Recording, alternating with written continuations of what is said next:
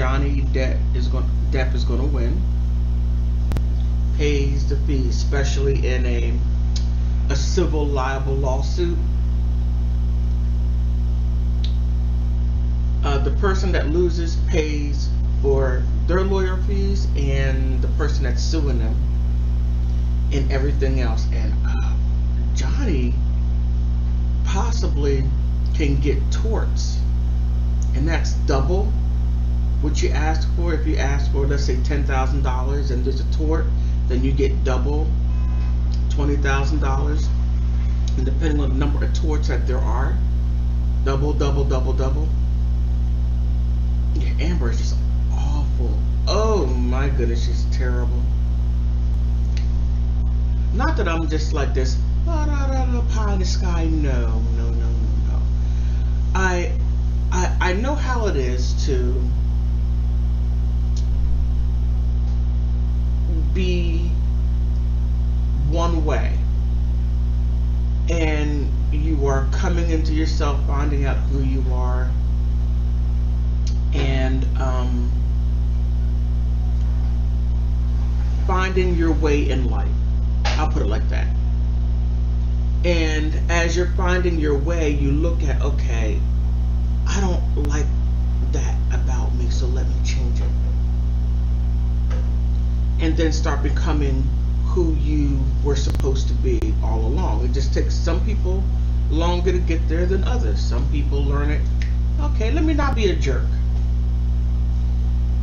This is who I really am in here, but what I'm projecting is not who I am in here.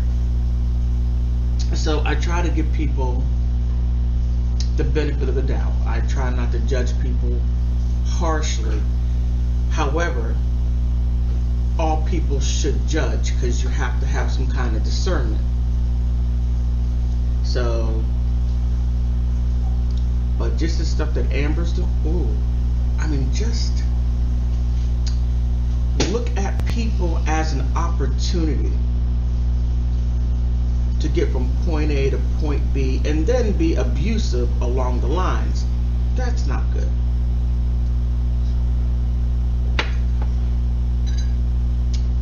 Nothing good ever comes of that. And anyone who's watching me, if you were like that and you see people as a means to an end, because someone is giving from their heart and you're looking at them as they're soft or an easy, I can use them, change your ways immediately. Because a person is giving of themselves from their heart. That doesn't mean that they're soft or that they're easy. You're misreading a person. They're giving of their free will. And you're taking their kindness for a weakness. And by a person viewing it like that, it shows that you are weak all the way around the board. You don't see them giving it as a strength.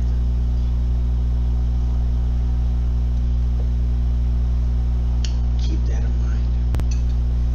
That can be a very hard lesson, and you can lose a lot of good people in your life that can benefit you. Matter of fact, you know, before this starts, let me tell you a couple of universities. Good morning. Morning, Your Honor. Do we have any preliminary matter? What'd I do? Oh no. Okay, that's better.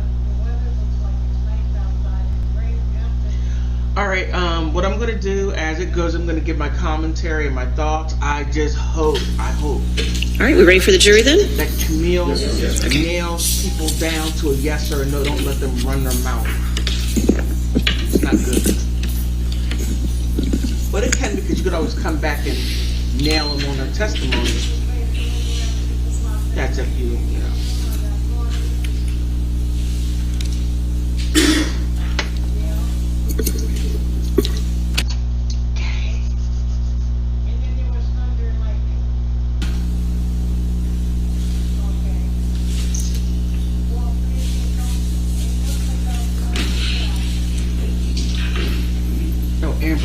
so terrible. Oh, man. Oh, stop struggle streaming.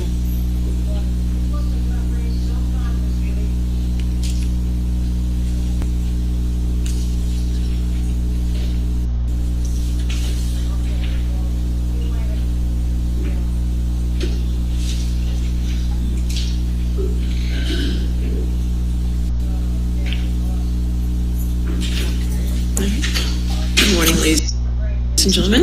Have a seat. All right, your next witness. Your Honor, Amber calls Dr. Richard Moore. All right. Do you solemnly swear or affirm to testify truthfully in this case and will not the law?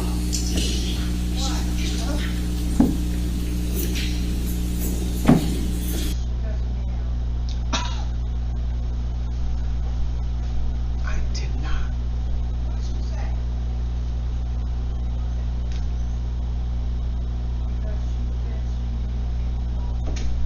Come on with the struggle streaming.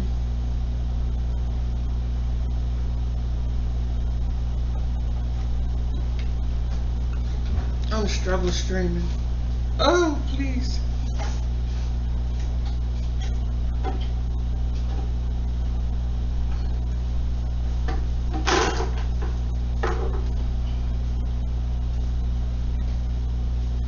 Oh my goodness. Why now?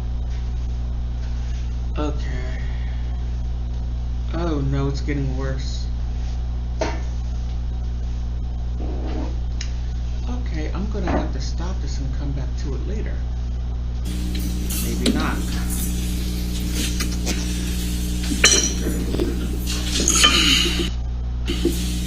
All right, yes, sir. Good morning, Dr. Moore.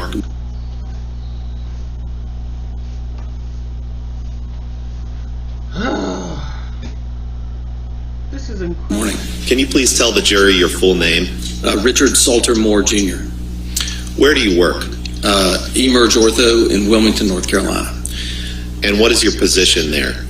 I'm a shareholder, physician, orthopedic surgeon practicing hand, upper extremity microvascular surgery. For how many years have you been an orthopedic surgeon? So I completed my fellowship in 1997. So for 25 years. And I believe that you mentioned this, but tell the jury what area of orthopedic surgery in which you specialize. So I'm a orthopedic surgeon. I finished medical school, went to a 5-year orthopedic surgery residency. At the completion of my residency, I wanted to specialize in hand surgery. So I did an additional year of training specifically in hand and upper extremity surgery. Where? Before starting practice in my first year as an attending. But where did you go to? Where? What school? That means a lot. Where are you currently licensed? North Carolina. For how long have you been licensed? Since 1991 or 6. I think it was 1996 when I was licensed in North Carolina. Okay. Beginning with your undergraduate studies, Dr. Moore, could you please tell the jury a bit about your educational background? I know you mentioned a little bit of it just now. So I attended University of North Carolina at Chapel Hill, graduated in 1987 with a BS in biology. I went on to medical school at UNC and graduated in 1991. I then went to the hospital, the University of Pennsylvania in Philadelphia, did a 5-year orthopedic surgery residency there. And in 1996, I went to Duke University Medical Center and did a year of fellowship in hand, upper extremity, and microvascular surgery. And on completion of my fellowship, I was invited to join the faculty, and my role was hand and trauma. And so I went to Los Angeles for about 6 months for a preceptorship in pelvic trauma.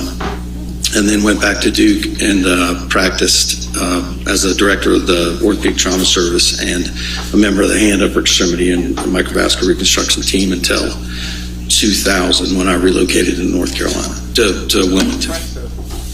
And you maintained an active clinical practice since 2000? Yes. And before that when you were at Duke, correct? Yes. Just very briefly, can you tell the jury what is a residency?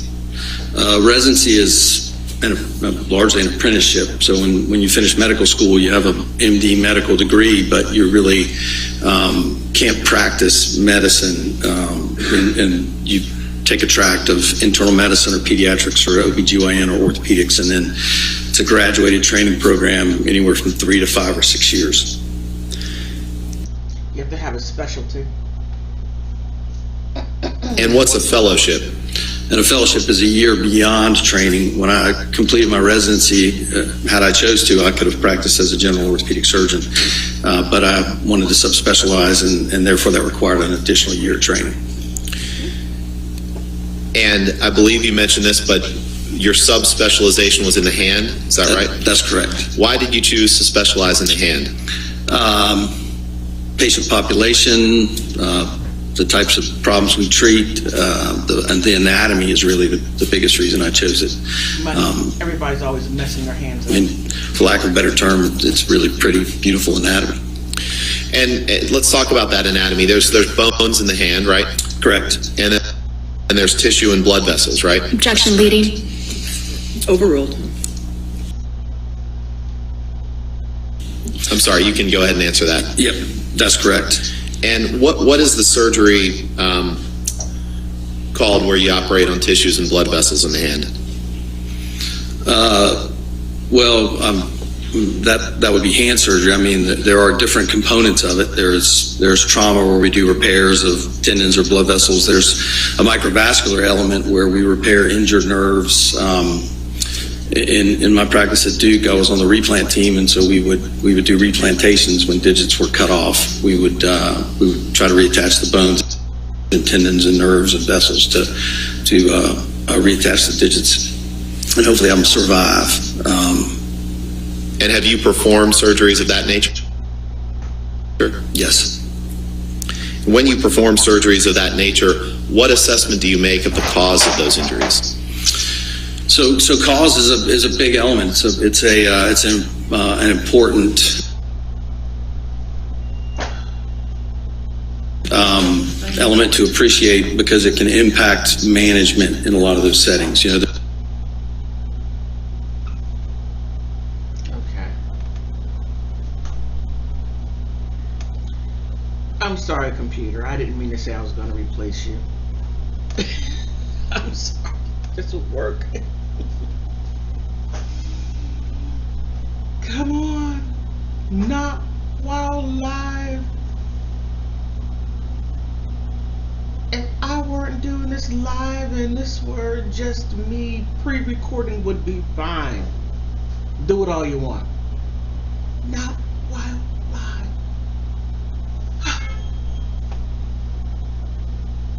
Okay, I'm done.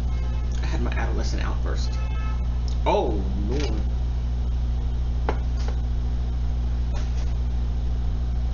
Okay. There's a difference between a laceration caused by a razor blade and a laceration caused by, say, a serrated knife. There's a larger zone of injury. So what we anticipate having to manage is based on how the injury was created. There's also other elements, contamination.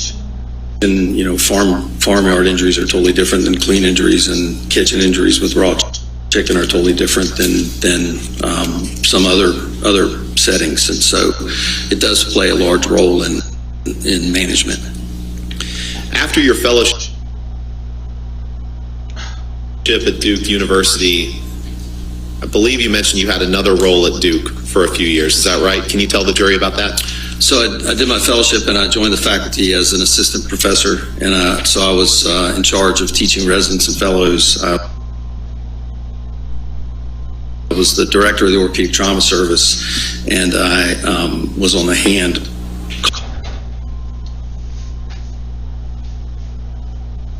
Oh, the struggle stream.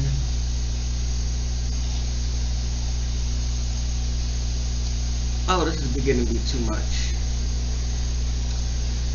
What I may wind up doing is stopping this and coming back later, because where I live where a lot of people live, and probably everyone and their grandmother is on the internet right about now. I may have to come back and do this tonight. Yeah. That's what I'm going to do. I'm going to come back and do this tonight. Oh, this is awful. All team in addition. Have you had academic appointments at any universities other than Duke? I have a adjunct assistant professor appointment at the University of North Carolina at Chapel Hill, which has affiliated training programs in the center where I practice now. Have you held any leadership positions in your field? I've been an officer and the past president of the North Carolina Society of Surgery of the Hand, the Duke Hand Club or Society now.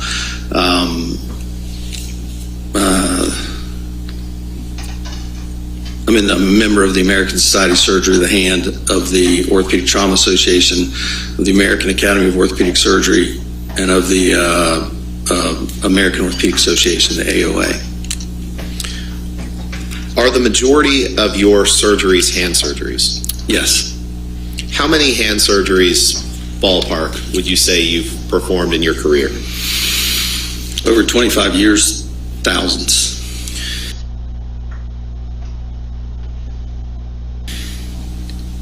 Have you seen finger injuries similar to the ones sustained?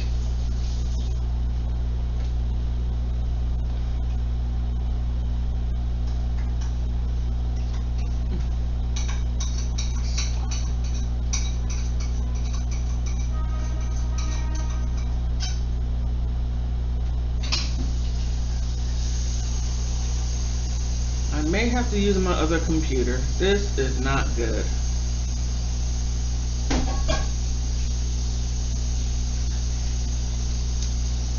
Okay.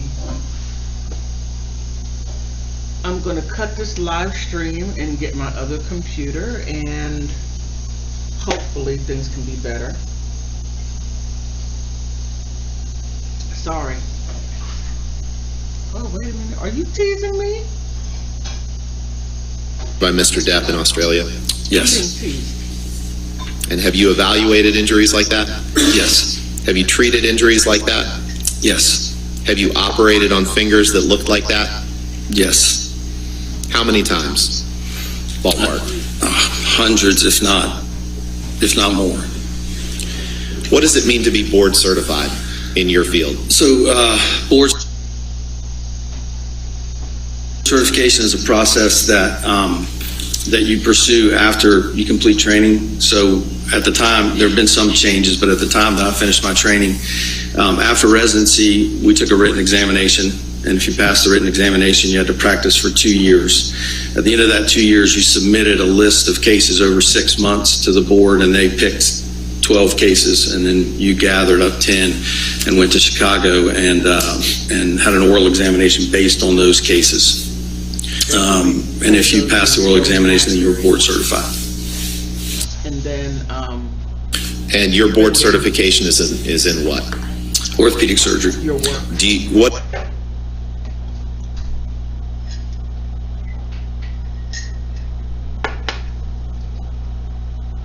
Oh, come on! Just,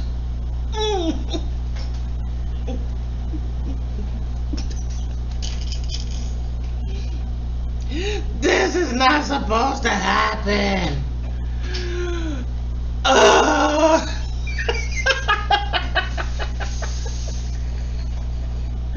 you alright? Oh man, I'm live streaming, and now I have struggle streaming going on, and I'm live, and I'm acting like an adolescent child, and it's like,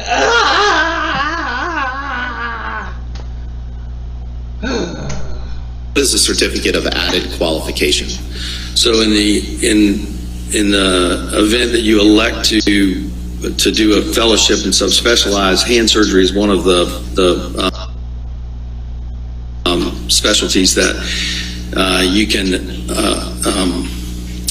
apply for a certificate of added qualification. And so once I was board certified, I practiced for an additional year or two, had to resubmit a list of cases and take a written examination to become certified in hand surgery.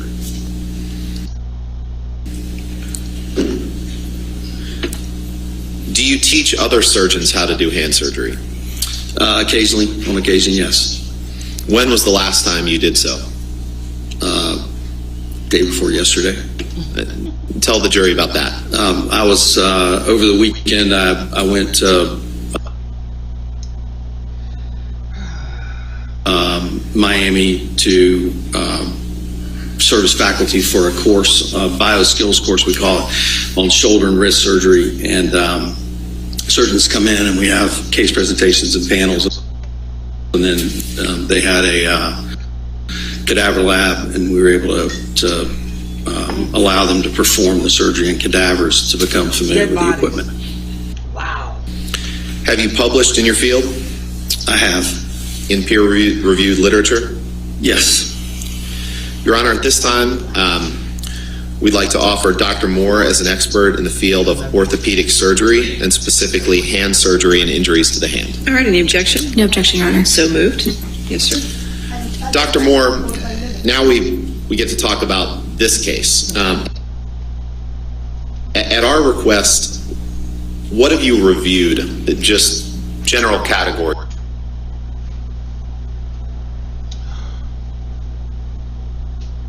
This is too much struggle streaming.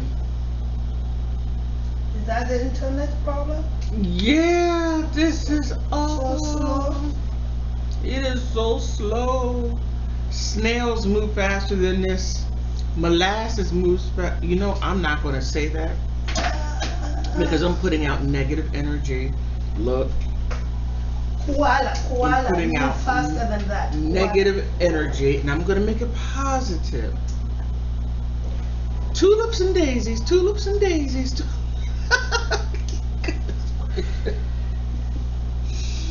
Oh my goodness.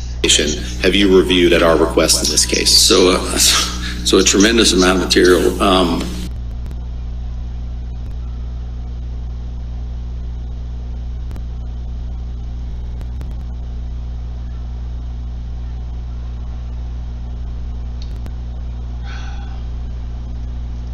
The medical records from Australia, the photographs of the injury from Australia and Los Angeles, texts and emails, the deposition of Dr. Kipper, and I'm sure there's more.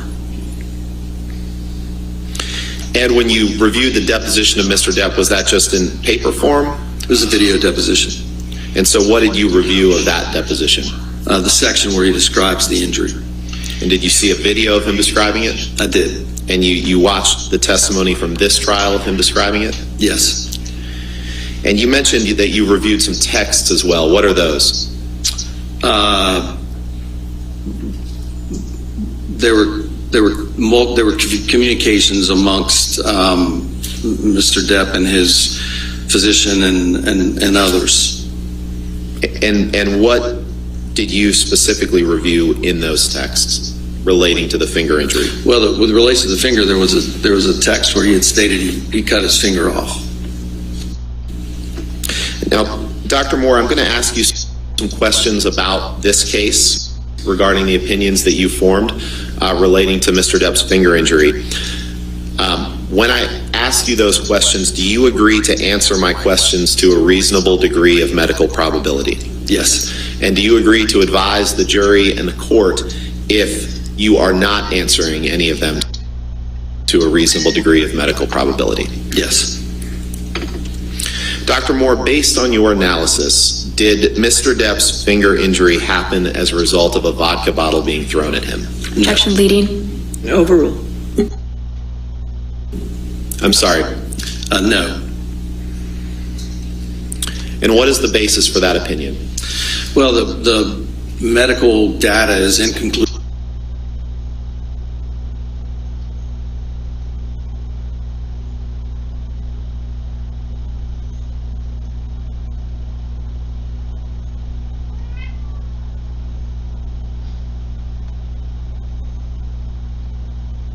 this struggle streaming. What cat?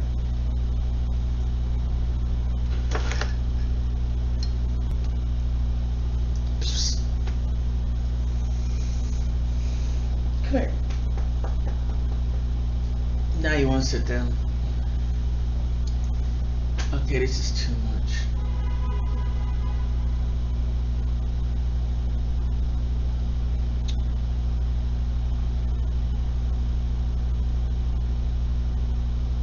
It's not consistent with what we see in the described injury pattern or in the clinical photographs. And there are several elements. There's the description was of the hand being flat on a bar and the bottle crushing the finger from the top. But looking at the images, there's really no significant injury to the dorsum of the finger, and to create the type of injury with that type of a crush injury, we would anticipate